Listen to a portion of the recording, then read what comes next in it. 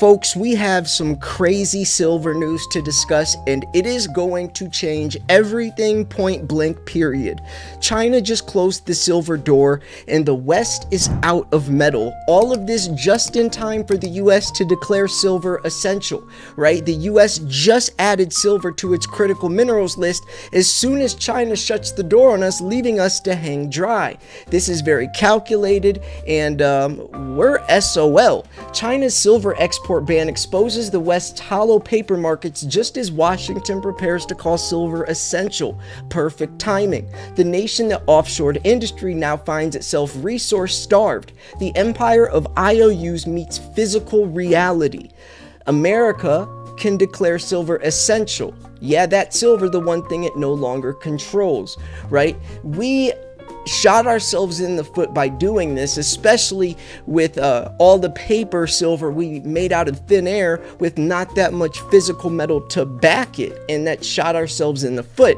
It's a nice structure if you want to be corrupt behind the scenes, but eventually, like Ted Butler always mentioned, it's going to come out. The truth will come out, the COMEX will collapse, the corruption will collapse. It cannot exist because one day everyone is going to want their silver, and when they ask for it, there's not going to be any there, and it's going to expose the facade they're doing to manipulate the price. The West built a silver empire on paper, and China just torched it. Exactly what I was just saying, right? We shot ourselves in the foot by doing this because these are greedy criminals, heads of JP Morgan, which paid a $920 million fine a couple of years ago for literally manipulating the price of silver. It's called spoofing. 3 of their employees got sent to prison for this as well. And these same people are at the top, the head guys of the COMEX. That's not ironic. History is turning, and the smell of smoke comes from the paper towers of London and New York. The West silver empire, price, leverage, and fantasized in digital contracts, is about to meet the oldest truth in finance. Paper burns, metal endures. If you can't hold it, you don't own it, folks. China just banned silver exports. That's not a policy tweak. That's a declaration of economic war on a fiat order already drowning in debt and delusion. The global silver market is long balanced on Western paper promises, and now the physical foundation has been cut away. The LBMA and COMEX, those monuments to financialized make-believe, are facing the end of this illusion. Now, I like that he mentions illusion because it truly is an illusion. It's a facade, right? It's not real. There's about 250 to 300 other people that own this same exact ounce, but they own it in paper form. But who actually owns this ounce? Me, because I can hold it. Those other people theoretically own it. Hypothetically, they own it. On paper, on their computer screens, it says they own it. But do they own it? And what would happen if all of those people, or even just, a good majority of them, said, I actually want my silver. Let's turn these contracts into physical delivery. Well, that would expose the facade. The facade is able to keep going because nobody ever turns it into physical. They settle in cash.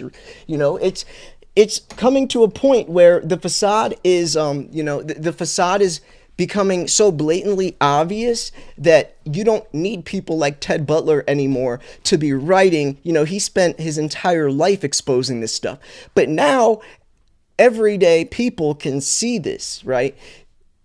Ted Butler was the pioneer that led the way, and now you're starting to see it, in the spotlight. And that's very, very dangerous, especially now that you're seeing countries like China and, all these other countries from the East take advantage of that Western suppression as well. They're saying, okay, you guys can go do that. We're going to gobble it all up and then leave you guys hanging dry because you guys only own it in paper form.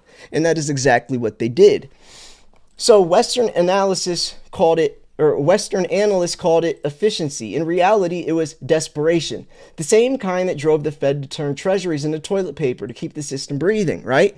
It sounds efficient if you're corrupt and shady. Wait, we don't actually have to back all this with real silver. We could just create silver out of thin air and the people will still buy it. It sounds good, but eventually that's going to catch up to bite you, right? It was desperation, the same kind that drove the Fed to turn treasuries into toilet paper. Every ounce of real silver that was left Western vaults represented 5, 10, 20, or 350 paper claims waiting to be disappointed. What I was just saying.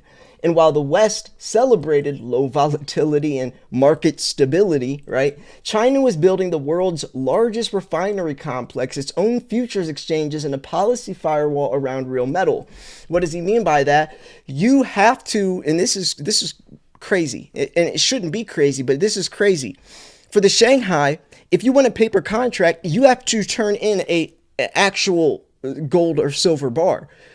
You can't just create paper silver or paper gold out of thin air. You have to actually bring it in, right? And that's how the system is supposed to work, and that's how the COMEX says they work, but it's not true, right? That's they're going off of this one-to-one basis, but it's not reality, right? It's so damning that I wonder what would happen if the COMEX really did collapse, right? Like the LBMA, the COMEX saved the LBMA's butt. But I wonder if the COMEX wasn't able to do that, or next time will they be able to pull that off? What would actually happen to the price? We really don't know. So the great disconnect. The global free float of silver, and this is important to know, free float. That's the silver actually available. A lot of people will say these numbers, but it's very misleading. Sometimes they'll probably be saying this on purpose, misleading the reader or the viewer. But the free float's what's actually available. A lot of times when they're saying these numbers, it's silver that isn't available. It's locked away. So when these people say these numbers, or there's plenty of above ground silver, that's not necessarily true, because a lot of that isn't actually available to be bought, right? So anyways, the free float available is roughly 140 million ounces, give or take. Is shrinking faster than any spreadsheet can keep up with. Strip out Asian and Russian holdings, the West might have felt that, or half that. And do you remember when Saudi Arabia, about a couple months ago, bought 960,000 contracts of the SLV? Do you remember that a couple months ago? It was something insane, 960,000 contracts. Saudi Arabia did that with the COMEX.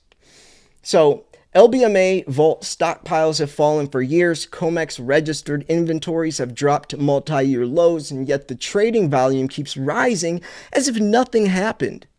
That's the magic trick of empire finance. Create the illusion of abundance through infinite leverage until one counterparty actually asks for delivery. The moment has now arrived. Shipping silver from Shanghai to London might delay the inevitable a few more months, but there's no cavalry coming. Once China's metal stays home, the West faces a reckoning it can't print its way out of. The entire dollar-based system depends on confidence, and confidence evaporates the moment settlements fail. Yeah, and I've always said that. The dollar's only as strong as people think it is. So if people start to think the dollar's not strong, it literally isn't strong.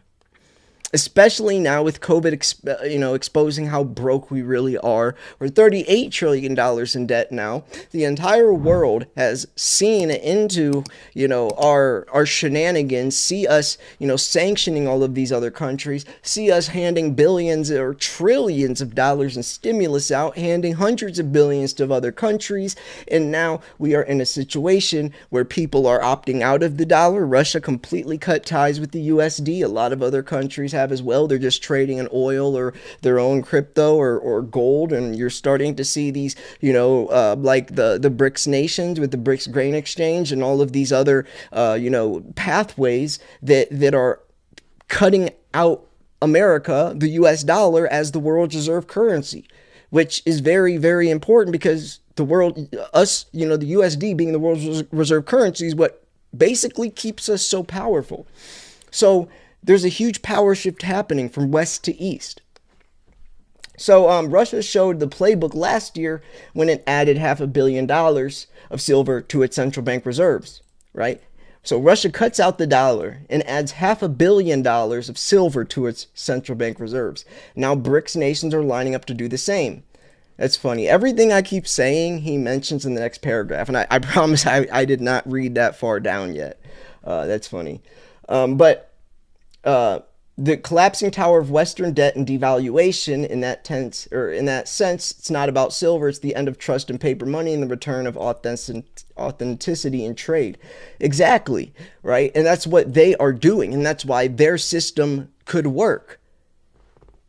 They're taking the mistakes of what we've done and they're putting legitimacy behind it, because like the unit, the BRICS currency called the unit, which the October 2023 meeting or 2024 meeting, was it last year, where Putin announced the unit and actually showed the paper, like the dollar or what it looks like, and it's going to be backed by precious metals or I think even crypto, but it's backed by physical metals for sure, though. I don't know if there's a digital aspect to it, but regardless, they're backing their money with actual value like we used to do. So the US built its dominance on promises to pay, to deliver, to defend, and every one of those promises now rests on a printing press and a fading reputation. The West pretended silver was just another industrial commodity. The East understood it for what it always has been: money in elemental form, immune from default. So the curtain falls. This export ban is the rupture point between reality and fantasy. The West can keep trading paper, swapping derivatives, and marking non-existent ounces to market. China and its partners will hoard what matters, and so will we, right? Right? The next phase of de-dollarization won't be an announcement. It will be the slow suffocation of every system that confuses digits with wealth. When the London vaults go dry and COMEX shifts to cash settlement only, remember this week. The day China said no more deliveries was the day the fiat world ran out of real metal. Call it the end of an empire measured not in gold reserves but in counterparty risk. Paper built the illusion, silver will bury it. That's some deep stuff. There's some very powerful sentences in there, but they're so true. So, yeah, folks. What do you guys think? What do you guys think about this? Are you optimistic of the US dollar surviving this? Are you worried? Because I mean, yeah, we make a pretty penny, but we're still Americans, and we're seeing our nation just get outplayed in chess. We're getting checkmated over and over again, and it's looking like every decision we make is actually worse for the economy, and what they're doing makes a lot of sense, right? I mean, of course, if you're going to get sanctioned by the United States over and over, or your gold frozen, in New York, or even, if you think about it, America has their greedy little fingers in everyone's pockets. So, of course, people are going to try to find alternatives. Of course, that's the natural thing. You can't blame them, right? You can't blame them. But that is dangerous. And that's why precious metals are the only alternative. And that I've always said that, it's not just like a hedge against inflation. It is literally taking control of your wealth, because right now, I don't know how much longer the dollar has. Some people say decades. I don't know. Every fiat-based system has collapsed. Every single one. They're designed to fail, right? They literally are designed to fail. And what happens when the dollar collapses? I remember Federal Chairman Jerome Powell several years ago was talking about another currency coexisting or even replacing the dollar someday. Would that be USD coin, USDC? Would it be Tether that's pegged to a dollar? Would it be Ripple? Because Ripple, XRP, which is Ripple, is controlled by central banks. What would it be? Something new? Doge? We don't know, but all I know is The dollar's lost 98% of its purchasing power. That's a literal, factual, statistical percentage. It's not going down to 97. It's going to go from 98% to 99% to 100%. It's just like those third world countries where you have like the Zimbabwe $1 trillion bill where they carry their money in trash bags. They weigh their money on scales at the cash register because their dollar bills are so worthless, so inflated that it takes hundreds, if not thousands, to buy something that's very mundane. And that's the way our currency is going too. It's just going to take us a little longer, right? You see them holding up those signs that says broke billionaire because their dollar is nothing. So yeah. Anyways, I'm going to wrap this video up here. I'm doing a silver giveaway. Go enter. May the luckiest stacker win. If you've watched this video this far in, hopefully it's because you enjoyed it. So if you could like this video, leave a nice comment, and subscribe, I'd appreciate it. I'm going to wrap this video up here. Thank you so much for tuning in. This was Silver Slayer. I will see you guys tomorrow. Peace.